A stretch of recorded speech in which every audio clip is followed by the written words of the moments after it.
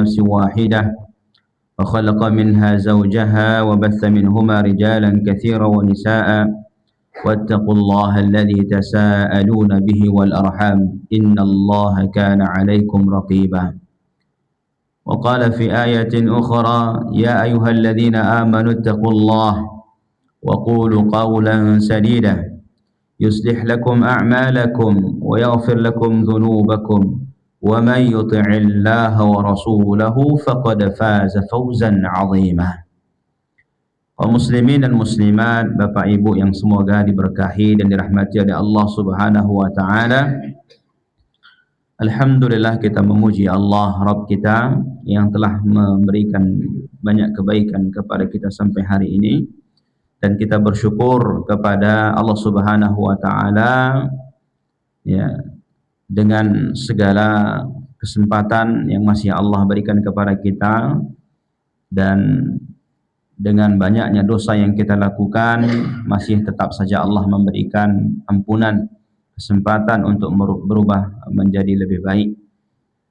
Bapak Ibu yang dirahmati oleh Allah Subhanahu wa taala, pada kesempatan yang singkat ini kita akan duduk bersama membacakan beberapa firman Allah Subhanahu wa taala dan juga hadis-hadis Nabi sallallahu alaihi wasallam yang berkenaan dengan dampak buruk dari sebuah dosa dan maksiat. Masih bersama kita kitab Ad-Da' wad Dawa, ya, penyakit dan obatnya, atau juga yang sering dikenal dengan nama kitabnya Al-Jawabul Kafi liman sa'ala 'anid dawa'is syafi, yaitu jawaban yang lengkap bagi siapa saja yang menginginkan mencari obat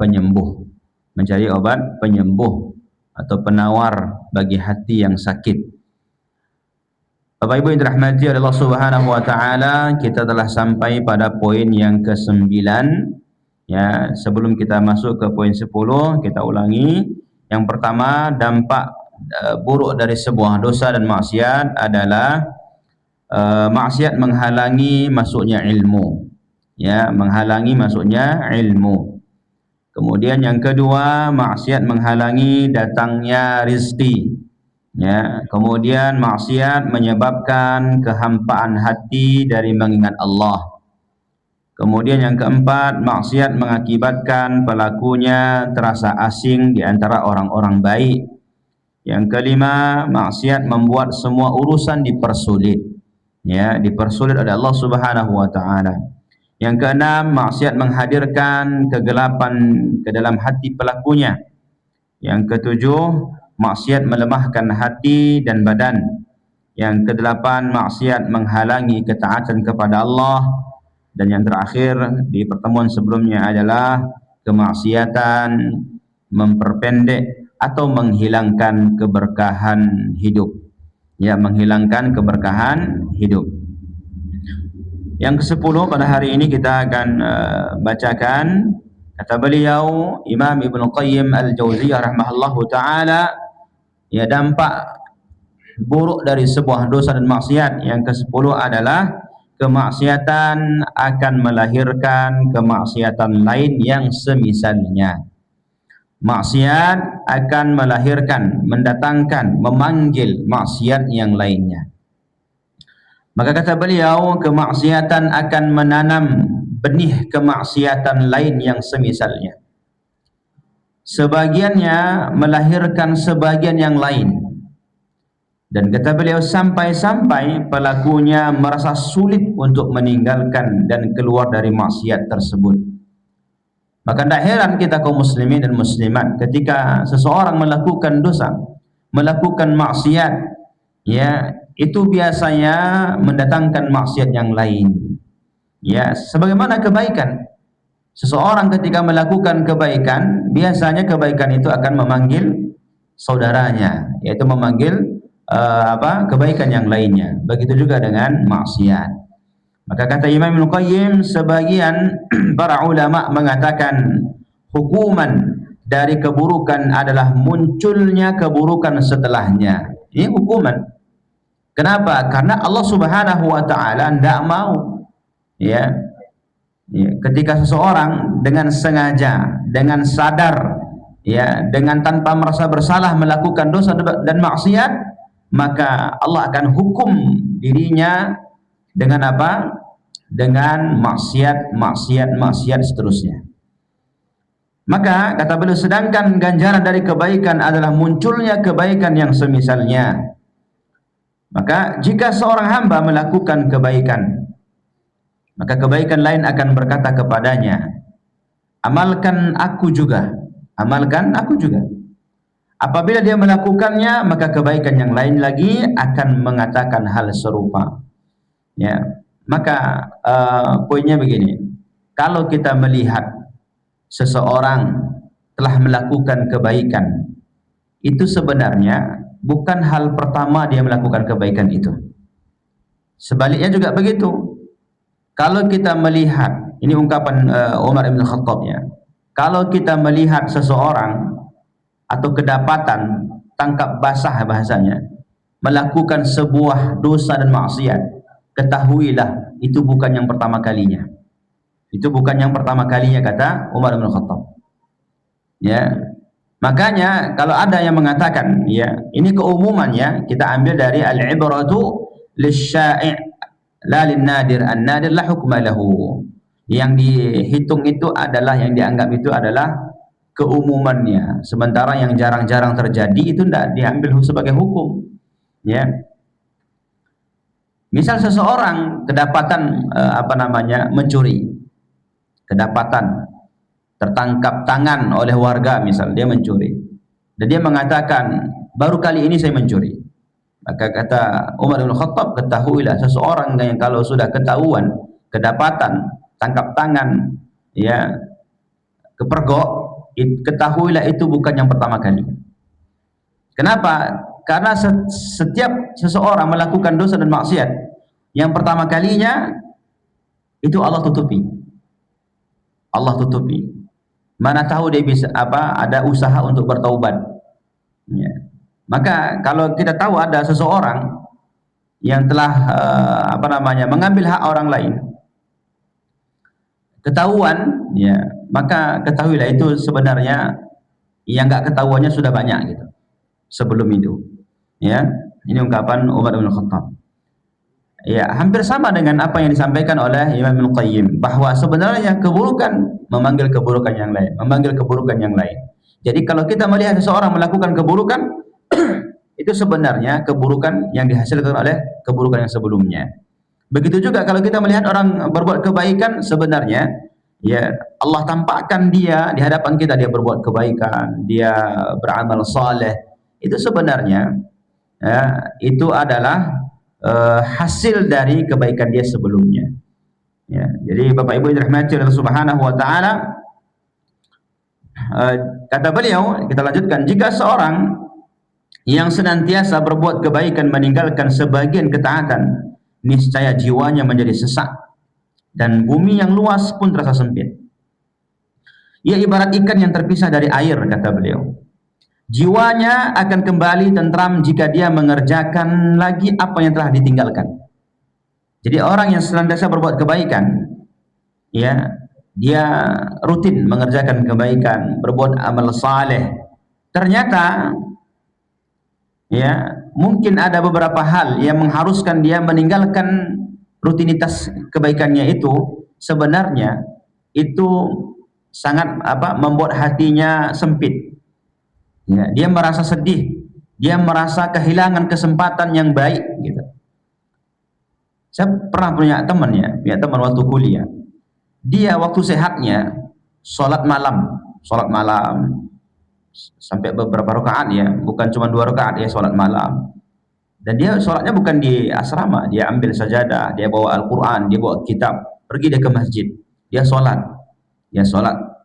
Nah, ketika satu momen dia sakit, dan sakitnya itu sakit tipes, ya, itu kan luar biasa, itu nggak bisa berkegiatan.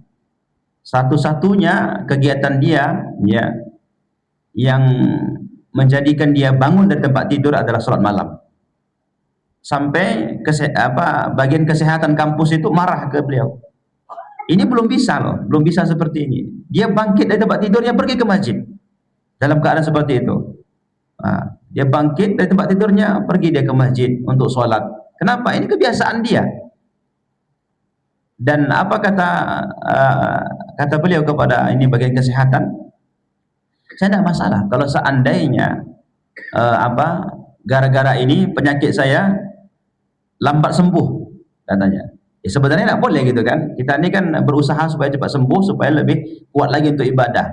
Tapi beliau merasa sesak dadanya kalau meninggalkan ini. Ini kebiasaan dia. Ya. Berbeda dengan sebagian kita kan. Ya, kalau tidak sempat misal nggak sempat atau terlalu nyenyak tidur sampai nggak sempat sholat malam, ya nggak ada, kayak nggak ada merasa kehilangan gitu kan. Beliau merasa kehilangan, kenapa? Karena ini rutinitas, kebiasaan. Maka orang yang sudah biasa melakukan kebaikan, dia akan merasa gelisah, tidak tenang kalau ketinggalan yang satu ini, yang sudah rutinitas ini. Ya.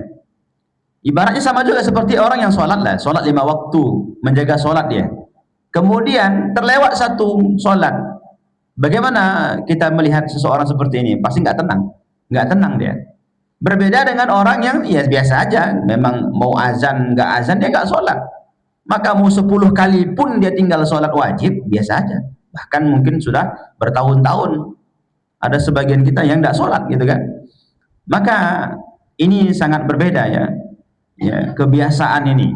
Ini sama bahwa kebaikan itu sebenarnya dia nggak punya jeda gitu. Kebaikan itu nggak ada jedanya yang panjang untuk melakukan kebaikan yang lain. Biasanya kebaikan itu ya manggil kebaikan yang lainnya, seperti itu. Dan kalau sampai dia berhenti dari kebaikan, ya, maka dia terasa sesak dadanya, sempit. Bumi yang luas ini dia merasa sempit. Ya, kenapa? Ya nggak ada waktu untuk melakukan apa yang dia sudah kerjakan secara rutin. Maka kata beliau, demikian pula dengan orang yang durhaka, maksudnya durhaka kepada Allah ya. Jika ia meninggalkan maksiat dan berbuat kebaikan, maka jiwanya akan sesak dan dadanya terasa sempit. Perhatikan. Ini sebaliknya kata beliau, sama. Jadi semua kita ini punya dunianya gitu.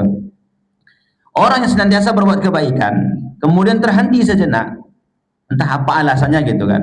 Terhenti sejenak dari kebaikan yang rutin dia kerjakan, dia merasa ada yang tertinggal, ada yang kurang gitu, sesak dadanya. Sementara sebaliknya orang yang biasa rutin berbuat dosa, berbuat maksiat, ya cobalah ajak. Ya mungkin kita punya tetangga, punya kenalan di masyarakat, di lingkungan kita yang sehari-harinya berbuat maksiat, mungkin judi atau berzina, minum khamar. Cobalah sekali aja ajak duduk di majelis ilmu. Nah, itu nggak tenang, itu biasanya nggak tenang ya. Maka kata beliau, ini bukan berarti beliau meyakini bahwa orang yang berbuat maksiat tidak mungkin bisa kembali tenang di rumah Allah Subhanahu wa taala atau ketika beribadah, tidak. Tapi ini keumuman seseorang yang nggak ada niat bertaubat kepada Allah, memang nggak ada niat. Maka orang yang senantiasa berbuat dosa dan maksiat itu biasanya kalau terhenti dosanya itu, terhenti maksiatnya itu, mungkin karena dilarang orang tuanya, dimarahi orang tuanya, atau takut dimarahi oleh pasangannya misal, atau takut ketahuan sama publik misal, itu terasa sesak dadanya. Ya, ibaratkan orang yang sedang candu main judi online, ternyata ketahuan sama pasangannya, pasti ini dia terpaksa berhenti, menutup HP-nya. Itu nggak sabaran, itu kapan ya saya ditinggalkan sendiri lagi gitu, pasti gitu ya. Dia pasti mencari atau menunggu momen pasangannya ini berangkat gitu, entah mungkin kerja atau kemana, sehingga dia bisa sendirian di rumah tetap judi online. Jadi kaum muslimin dan muslimat rahmati Allah Subhanahu wa taala, seorang yang taat kepada Allah kemudian dia terhenti dari ketaatannya disebabkan apa saja gitu, maka dia akan merasa berat untuk meninggalkan ketaatan karena sudah biasa. Sama juga orang yang sudah biasa berbuat dosa dan maksiat dan dia akan bertaubat, dan dia terpaksa berhenti, mungkin karena seperti apa ya, mungkin orang tua yang tegas kepada anaknya, mengetahui anaknya berbuat maksiat di HP-nya, kemudian disita HP-nya. Nah, itu perasaan anaknya itu selain takut kepada orang tuanya, itu ada rasa sesak di dada. Kenapa? Gimana? Nggak bisa melanjutkan ini, nggak bisa melanjutkan ya maksiat dan dosa yang sedang dirutinkan. Nah, seperti itu. Maka kata beliau, seorang hamba akan terus-menerus melakukan ketaatan, mencintai dan membiasakan dan mementingkan kebaikan sehingga Allah mengutus para malaikat dengan rahmatnya untuk menolong, menganjurkan serta mendorongnya dalam hal tersebut ketika tidur maupun duduk agar dia melakukan ketaatan tadi. Jadi seseorang kalau sudah terbiasa berbuat kebaikan, mau dia dalam keadaan tidur, maksudnya mau tidur atau sedang duduk, itu kalau belum dikerjakan ada rasa gelisah, dia akan terus terdorong oleh Allah Subhanahu wa taala, oleh malaikat Allah untuk melakukan kebaikan itu. Contoh misal seseorang telat zikir petang misal, sampai dia sudah berbaring di tempat tidur, sampai di tempat tidur sudah baring, dia teringat belum zikir petang, itu biasanya nggak tenang, itu mau tidur nggak tenang dia, karena dia sudah rutin nih zikir petang setiap harinya ya. Kemudian ini mau tidur, sudah siap-siap tidur ya, mungkin habis isya langsung mau tidur ya, mungkin sudah waktu, sudah malam ya, bukan petang lagi, tapi biasanya nggak tenang dia. Kenapa? Terlewat ya. Atau sebagian kaum muslimin saya perhatikan ada rutinitasnya baca Al-Quran, sebelum tidur baca Al-Quran, sebelum tidur baca Al-Quran gitu kan ya. Ada beberapa hari dia tertidur ya ke tempat tidurnya, dan dia belum baca Quran dalam sehari itu ya. Biasanya orang seperti ini dia nggak tenang mau tidur, dia pasti bangkit ya, ngambil wudhu dan baca Al-Quran, biasanya seperti itu ya. Kalau dia memang niatnya karena Allah Subhanahu wa taala, biasanya seperti itu, tidak tenang dia kalau kelewat kebaikan itu. Maka sebaliknya kata beliau, seorang hamba akan terus-menerus melakukan maksiat, mencintai maksiat dan mementingkan maksiat sehingga Allah mengutus syaitan kepadanya untuk membantunya dalam melakukan maksiat tersebut.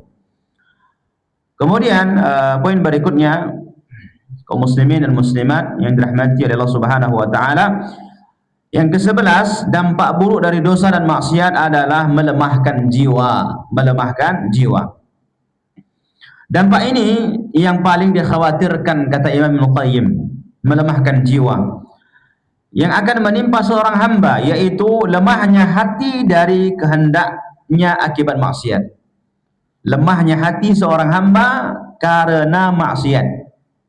Jadi maksiat itu bisa melemahkan hati, dan hati yang lemah mengakibatkan badan pun menjadi lemah ya. Sebagaimana sudah pernah saya sampaikan, seseorang dengan badan kekarnya dia mampu mengangkat beban yang berat, tapi tidak mampu bangun subuh misalnya. Itu bukan karena badannya nggak kuat, tapi hatinya yang lemah. Ya, hatinya yang lemah. Kenapa orang mau berebut berebut kue? Nah, ada kayak kemarin berebut kue. Kenapa mau berebut kue? Padahal bahasanya mungkin bisa kita beli sendiri. Kenapa orang mau berebut? Ya, padahal cuman sedikit gitu kan? Kenapa mau berebut? Sementara sholat subuh nggak berebut, nggak ada pintu kita rusak karena berebut masuk ke masjid. Coba dibalik seperti itu. Ada nggak berebut masuk ke masjid, saya duluan di sholat pertama, sampai rusak pintu kita, karpet kita berserak misal. Kenapa kue bisa berserak sementara ke masjid enggak? Kenapa? Hati itu masalahnya. Ya. Padahal seandainya, kata Rasulullah, orang-orang tahu apa yang disiapkan Allah ya bagi orang-orang yang salat berjamaah ya kan, di subuh dan isya di masjid, mereka akan datang walaupun merangkak. Dan sampai hari ini ya, saya sudah umur 30-an belum pernah melihat orang ke masjid merangkak ya. Jadi Bapak Ibu yang dirahmati Allah Subhanahu wa taala, yang menjadikan kita sanggup atau tidak sanggup itu hati. Ya. Di zaman Nabi sallallahu alaihi wasallam ada dua orang yang dia satu abangnya satu adiknya, bersaudara, dua bersaudara. Dia pulang dari perang bersama Rasulullah, badannya banyak sayatan, banyak luka, sampai enggak sanggup berdiri. Ya, mereka berbaring di rumah. Kemudian terdengarlah seruan Rasulullah, panggilan untuk berperang berikutnya. Apa yang mereka katakan? Ya, dua saudara ini, kita harus ikut. Ya, loh, kata saudaranya, gimana kita mau ikut, berdiri aja nggak bisa. Apa katanya? Itu nanti, penting kita ke masjid dulu, jumpai Nabi. Apa nanti pendapat Nabi tentang kita? Gimana kita ke masjid? Kita nggak bisa jalan. Caranya, sekali saya tarik kamu, sekali kamu tarik saya. Jadi saling seret. Kalau sekarang nampak kita saling seret gitu apa? Semua orang pasti mencela kan? Islam itu mudah, jangan menyusahkan diri apa segala macam. Ini bukan masalah mudah nggak mudah, tapi masalah hati. Masalah hati. Ya. Masalah hati. Jadi mereka sanggup seperti itu. Nantilah kalau mau diizinkan Nabi perang ikut, kalau enggak. Yang penting kita ke masjid dulu. Ya. Coba kalau kita kayak gitu, panggilan gotong royong ke masjid. Ya. Apa kita siapkan alasan? Sakit kepala, urusan keluarga. Ya intinya gitulah. Hati, ya. Jadi seseorang itu bisa saja badannya kekar karena hatinya lemah, kalah sama orang yang sakit, badannya sakit, tapi hatinya kuat. Berapa banyak kita lihat orang-orang ke masjid itu kadang sudah pakai tongkat, pakai kursi roda, padahal kan kalau kita mau mereka bisa di rumah gitu kan. Tapi hati mereka nggak tenang. Hati mereka nggak tenang kalau ibadah sendirian di rumah. Dia maunya ke masjid sholat. Nah, seperti itu. Maka kata beliau, dampak inilah yang paling dikhawatirkan menimpa seorang hamba, yaitu lemahnya hati dari kehendaknya akibat maksiat. Keinginan untuk bermaksiat semakin menguat, sedangkan keinginan untuk bertaubat semakin melemah. Sedikit demi sedikit sampai akhirnya keinginan untuk bertaubat hilang secara keseluruhan. Nah, jadi maksiat itu kadang membuat orang ini sepele. Ya, nantilah taubatnya, udah umur 40-an, udah umur 50-an, nantilah taubat, nantilah. Kita nggak sadar sebenarnya, ya, seseorang kalau sudah 40 tahun tidak mau merubah diri untuk menjadi lebih baik, biasanya susah lagi. 40 ke atas itu susah, biasanya seperti itu. Ya. Oh enggak kok, tetangga saya umur 50 tahun baru taubat bisa. Kan kita sebut tadi, al-ibratu lisy-sya'i' la lin-nadir. An-nadir la hukma lahu. Yang menjadi hukum itu adalah yang keumuman terjadi, bukan yang jarang. Sama seperti Al-Qur'an. Orang yang baik untuk lelaki yang baik untuk perempuan yang baik. Lelaki yang buruk untuk perempuan yang buruk. Kita lihat tetangga kita itu ada kok ya, soleh dia dapat perempuan yang enggak baik misal, atau perempuannya baik dapat laki-laki yang baik. Ini namanya nadir, sesekali kita lihat. Ya, tapi biasanya enggak. Biasanya yang umumnya itu yang baik, yang ikhlas akan Allah pertemukan dengan yang baik. Makanya ini menjadi pelajaran bagi kita, hendaknya jangan bermudah-mudahan bermaksiat. Kalau kita bilang tinggalkan 100%, tidak bisa, kita manusia. Pasti ada dosa kita, pasti ada maksiat kita. Tapi paling tidak ini menjadikan kita enggak gampangan berbuat dosa dan maksiat. Ya, harus dilawan sekuat tenaga, harus dilawan maksiat itu. Kemudian yang ke-12 adalah maksiat menyebabkan hati tidak lagi menganggapnya sebagai perkara yang buruk. Nah, ini juga bahaya ini. Maksiat dan dosa menyebabkan hati pelakunya tidak lagi menganggapnya sebagai perkara yang buruk. Kalau dulu orang berjudi itu kan sembunyi kan. Kalau kami dulu di kampung, ya saya dulu kan SD, SMP, SMA di kampung. Saya perhatikan orang-orang yang berjudi di kampung saya itu di bawah pohon bambu. Intinya nggak di kampung itulah, nggak di desa itu, nggak di gede-gede, nggak di warung-warung, tapi berjudinya itu jauh ke kebun-kebun, Ya mungkin di tengah apalah, tengah kebun, ya di pinggir sungai, di bawah pohon bambu, ya. Enggak ini, enggak di di tengah kampung itu, di warung-warung enggak. Kenapa? Itu aib dulu, aib. Orang berjudi itu aib. Dulu orang berzina itu aib. Dulu orang mencuri itu aib. Ya, korupsi itu aib. Tapi karena dosa itu sering dilakukan, seseorang merasa itu bukan lagi aib. Ya, bahkan ada sebagian orang menganggap itu ya kebanggaan. Kebanggaan. Ya. Jadi sekarang malah berjudi itu apa? Bahkan di masjid kan? Judi online. Kan ada orang judi online di masjid. Nah, mungkin alasannya ya singgah gitu, singgah, ya singgah sambil sambil ngecas, numpang di masjid, kemudian sambil buka aplikasi judi online. Nah, jadi ya tanpa disadari ternyata satu dosa yang dikerjakan berulang itu menjadikan hati kita yang tadinya kita menganggap itu sebuah dosa, sebuah maksiat, aib, gitu kan. Kalau sering kita lakukan, nanti kayak biasa saja lagi, kayak biasa saja. Ya, makanya Bapak Ibu yang dirahmati oleh Subhanahu Wa Taala, hendaknya berhati-hati dari dosa dan maksiat. Kata beliau, hati tidak lagi menganggap kemaksiatan sebagai perkara yang buruk. Hati kita tidak lagi menganggap sebuah kemaksiatan sebagai perkara yang buruk, karena telah menjadi suatu kebiasaan, ya. Dalam kondisi demikian, pelaku maksiat tidak lagi peduli dengan pandangan manusia yang menganggap dirinya buruk ataupun komentar jelek terhadap mereka. Nggak lagi peduli kan? Kalau dulu, mohon maaf, ya pezina atau PSK bahasanya, itu kan aib kalau dulu. Kalau sekarang, waliyadzubillah, kalau kita punya Facebook, punya TikTok, punya IG, orang-orang itu udah live di situ gitu. Sudah live. Maksudnya secara langsung. Secara langsung. Jadi nanti di situ buatnya WA-nya gitu kan, ditulisnya di TikTok itu WA-nya, live-nya itu. Silakan hubungi ini. Lokasinya, kamarnya, nanti bayarnya berapa gitu. Jadi sudah biasa gitu.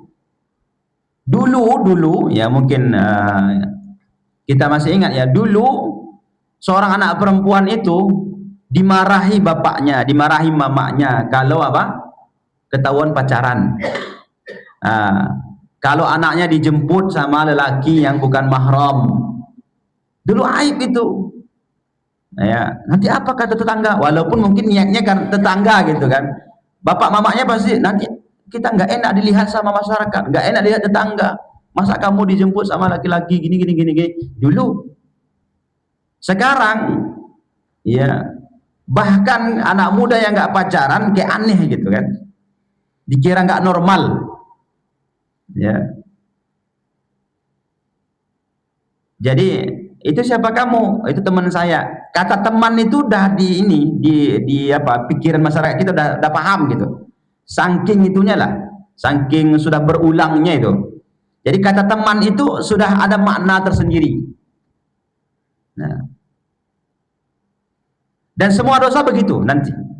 Ya, kalau biasa dikerjakan, menjadikan pelakunya menganggap itu bukan keburukan. Menjadikan orang yang biasa melihat itu sudah biasa. Ya.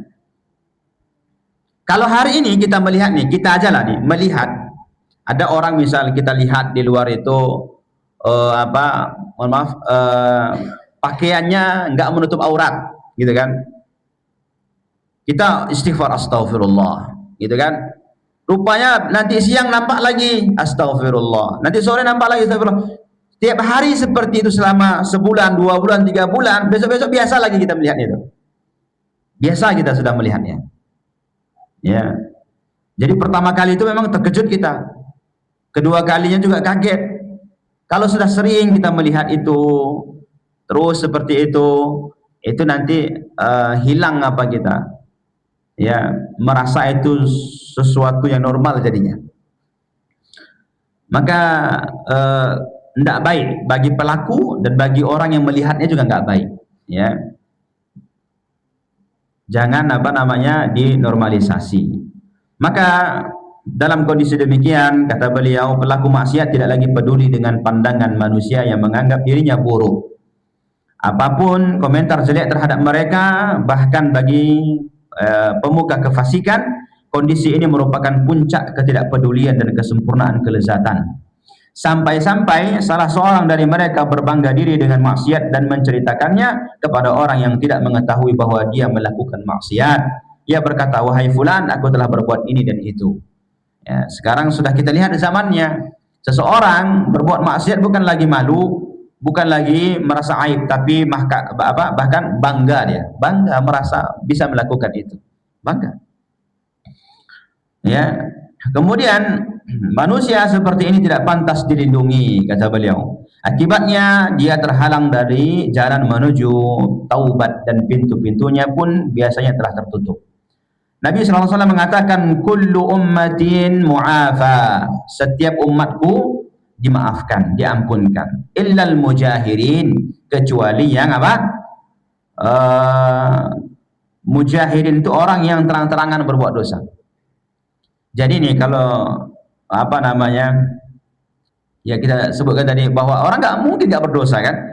Nah jadi paling tidak gini, orang yang berbuat dosa itu dia merasa itu dosa, kemudian dia malu, dia takut atas siksaan Allah, ya dia nggak mau diketahui manusia, biasanya sembunyi-sembunyi, sembunyi-sembunyi melakukannya. Ini orang seperti ini ada kemungkinan diampunkan Allah, ya, diampunkan Allah kemungkinan. Tapi yang tidak diampunkan Allah itu adalah mujahirin, orang yang melakukan dosa terang-terangan. Ya, gimana termasuk terang-terangan itu adalah dia melakukan dosa di malam hari, nggak ada yang tahu kecuali dia dan Allah. Tapi besoknya di warung kopi, tempat nongkrong, dia cerita ke temannya, tadi malam aku gini loh, bisa aku kayak gini. Tadi malam, diceritakan semua dosanya. Maka ini apa namanya, tidak diampunkan oleh Allah Subhanahu wa taala. Allah sudah menutup aibnya, kenapa dia membuka aibnya? Ya, sudah ditutup aibnya. Maka kita juga tidak boleh ceritakan aib kita ke orang lain. Walaupun sudah hijrah. Kita lihat kadang gini kan, orang hijrah gini dia.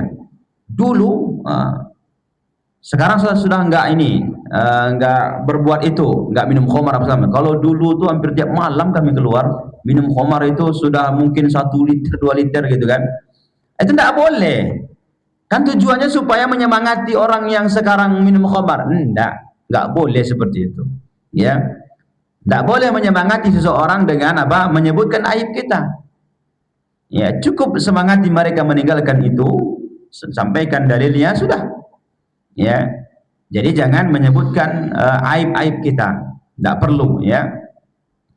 Wa inna minal ijhar, dan termasuk dari sikap menampakkan maksiat adalah an yasturallahu 'alal 'abdi thumma yusbihu yafdahu nafsahu.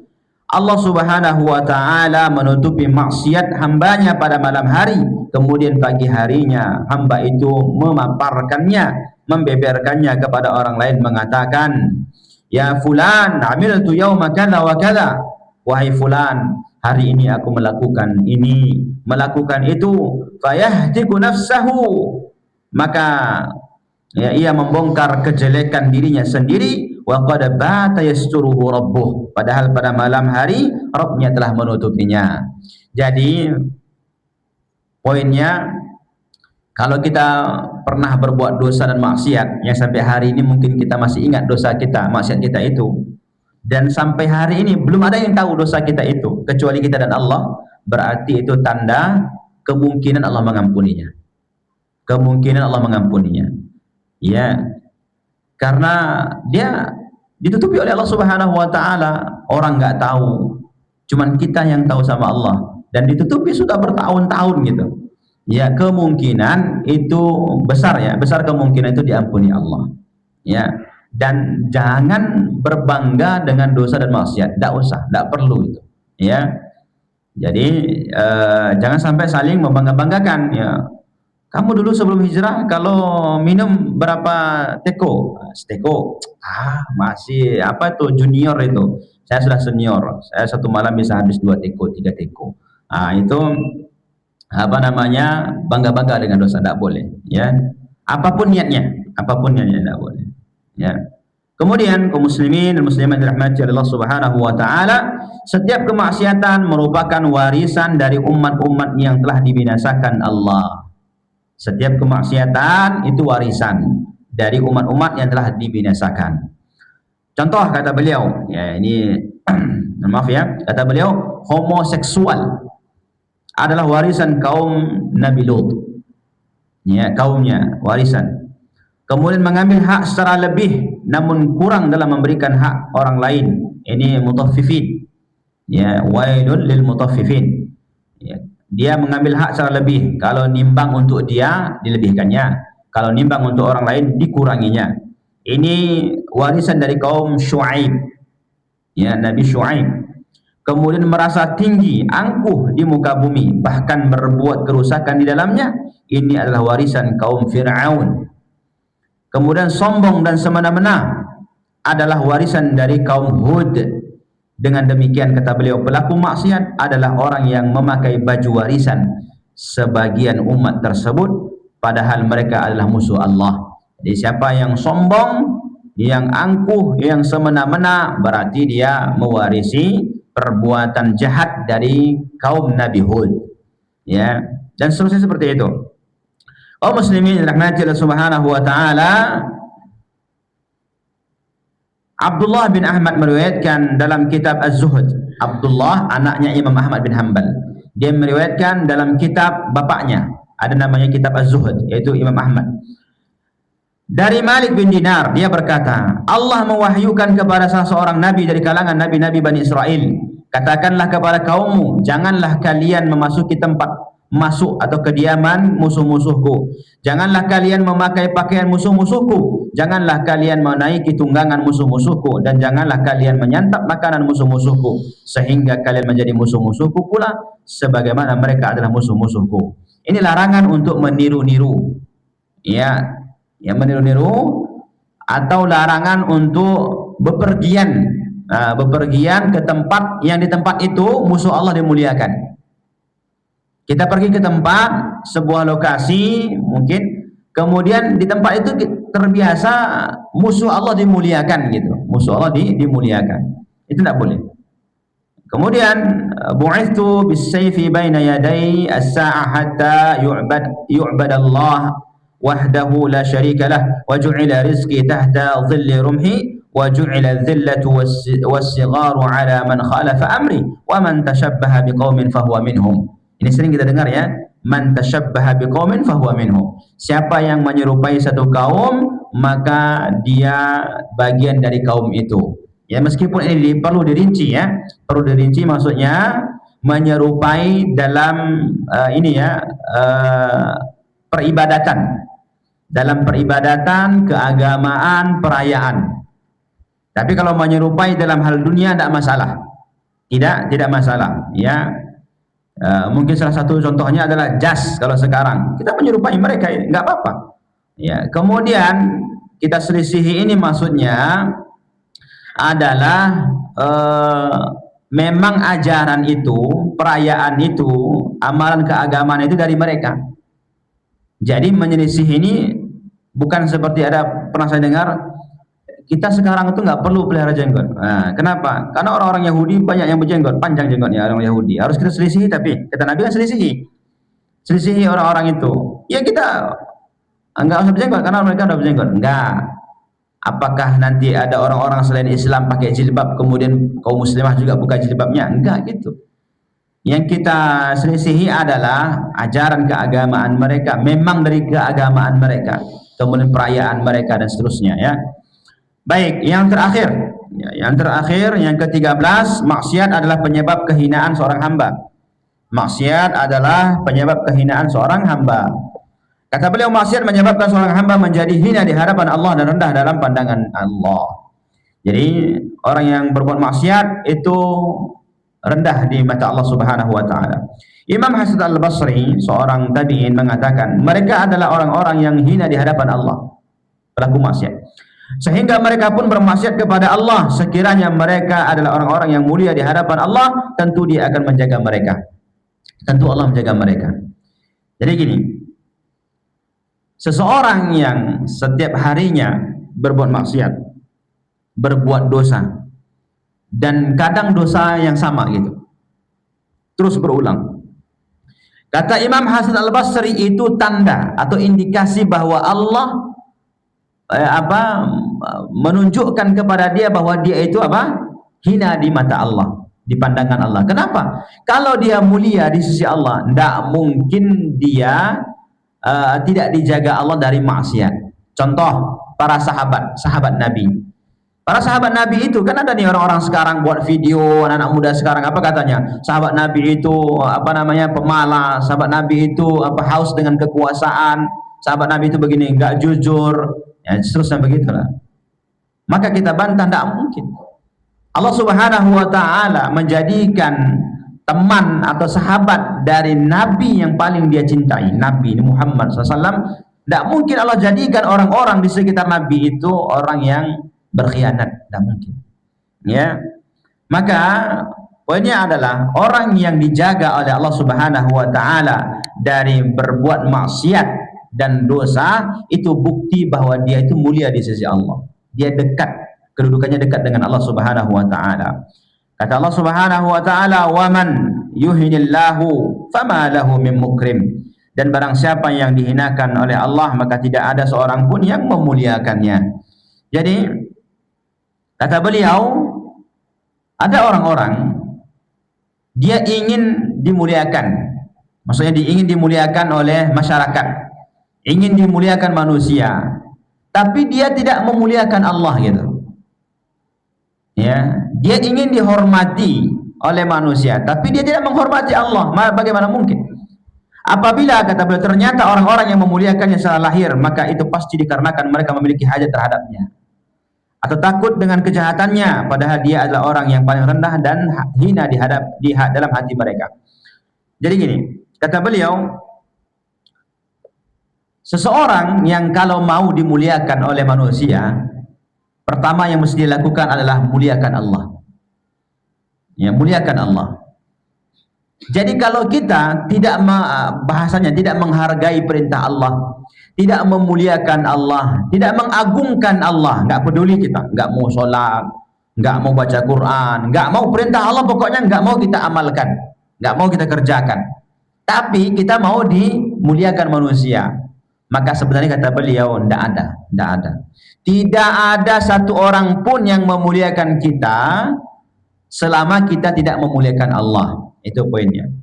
Mungkin di antara kita mengatakan, oh si fulan itu lihat, dia jauh dari Allah, nggak sholat, ya, dia nggak baca Quran, dia nggak puasa, nggak sedekah, nggak baik kepada orang, tapi tetap kok dimuliakan. Kata beliau di sini apa? Perhatikan, dia itu dimuliakan karena orang yang memuliakan itu ada hajat kepada dia. Seorang bos itu dimuliakan walaupun dia jauh dari Allah, itu nggak benar, itu nggak dari hati. Bawahannya memuliakan dia, kenapa? Karena ingin jabatan, supaya nggak dipecat, supaya gaji naik, supaya jabatan naik, gitu. Ada hajatnya. Maka kalau ada orang yang berbuat baik kepada kita, ya, menghormati kita, memuliakan kita, padahal mereka itu nggak ada hajat kepada kita, maka hal seperti ini perlu apresiasi lah kepada mereka. Jadi kata beliau, seseorang terus-menerus melakukan maksiat sehingga maksiat tersebut terasa remeh dan kecil dalam hatinya, itulah tanda-tanda kebinasaan. Dosa, kata beliau, tidak terasa semakin kecil dalam hati seorang hamba, maka dia akan semakin besar di sisi Allah. Jadi dosa itu enggak dilihat Walaupun kecil, tapi kalau dia remeh terhadap dosa itu malah apa? Semakin besar, ya, semakin besar. Kan rubba amalin saghirin tukabbirun niyyah, wa rubba amalin kabirin tusaghirun niyyah. Bisa jadi amalan kecil tapi besar di sisi Allah disebabkan hati. Dosa kecil bisa besar di sisi Allah disebabkan hati yang sepele meremehkan dosa itu. Maka kaum muslimin dan muslimat dirahmati Allah Subhanahu wa taala, ya, Imam Al-Bukhari menyebut ke dalam kitab sahihnya, ini hadis terakhir ya, dari Ibnu Mas'ud, Abdullah bin Mas'ud, ya, dia berkata sesungguhnya seorang muslim atau mukmin melihat dosa-dosanya seolah-olah sedang berada di kaki gunung. Ya, seorang mukmin melihat dosanya seolah-olah dia di bawah kaki gunung dan gunung itu sebagai dosanya. Ia takut kalau gunung tersebut menimpanya. Adapun orang yang durhaka tidak mentaati Allah melihat dosa-dosanya seperti lalat yang hinggap di hidungnya, yang jika ia menghalaunya terbanglah lalat itu. Jadi kaum muslimin dan muslimat yang dirahmati Allah Subhanahu wa taala, ini yang dapat disampaikan pada kesempatan kali ini. Yang semua poinnya adalah, ya, agar kita ini berhati-hati ya, berbuat dosa dan maksiat. Karena sebagaimana kita pernah sampaikan, dosa dari sebuah maksiat itu bisa diampunkan, bisa. Kalau kita taubat. Kita taubat kepada Allah, berjanji tidak mengulanginya, menyesali, itu diampunkan oleh Allah dosanya. Tapi dampaknya itu susah hilangnya. Dampak dari dosa itu susah hilang, ya. Jadi dosa maksiat memiliki dampak pada kehidupan kita. Bahkan ada sebuah hadis Nabi SAW mengatakan, batu Hajar Aswad itu, Hajar Aswad yang di Ka'bah itu dulu diturunkan warnanya abyad, putih. Waktu diturunkan putih, ya, sawadahu dzunubun nas. Dia hitam karena banyaknya dosa manusia yang selalu tawaf di situ. Sebagian ulama menafsirkan atau mensyarahkan bahwa ini bukti dosa itu berpengaruh pada sekitar. Dosa itu berpengaruh pada sekitar, bukan hanya pada pelaku, ya. Dosa punya pengaruh atau dampak negatif, dampak buruk kepada pelaku dan dampak buruk kepada orang sekitar. Bisa ke istri, bisa ke suami, bisa ke anak, bisa ke orang tua, bisa ke kendaraan, bisa ke rumah, bisa ke pekerjaan, bisa ke tetangga. Ya, mungkin tetangga kita selama ini baik, ya, berubah sikapnya menjadi nggak baik. Itu bisa jadi disebabkan dosa kita. Jadi kaum muslimin dan muslimat rahmati Allah Subhanahu wa taala, hendaknya kita berhati-hati sama-sama kita semuanya, ya, berhati-hati untuk melakukan dosa, terus mengingat bahwa dosa itu memiliki dampak, khawatir akan menimpa kita, anak kita, istri kita dan seterusnya, sehingga kita lebih waspada dan tidak sembarangan. Ya, kalaupun terjatuh dalam dosa, cepat-cepatlah memohon kepada Allah agar diampuni. Ini dapat disampaikan pada kesempatan kali ini. Terima kasih kami ucapkan kepada kaum muslimin dan muslimat, Bapak Ibu semuanya yang sudah hadir, dan semoga Allah Subhanahu wa taala membalas kebaikan, membalas apa yang kita persembahkan hari ini dari waktu, tenaga, pikiran dan mungkin juga biaya. Maka hendaknya mohon kepada Allah balasan terbaik, dan semoga Allah istiqomahkan kita sampai bertemu dengan Allah di surga nanti. Kita tutup dengan doa kafaratul majlis. Subhanakallahumma wa bihamdika asyhadu an la ilaha illa anta astaghfiruka wa atubu ilaik. Assalamualaikum warahmatullahi wabarakatuh.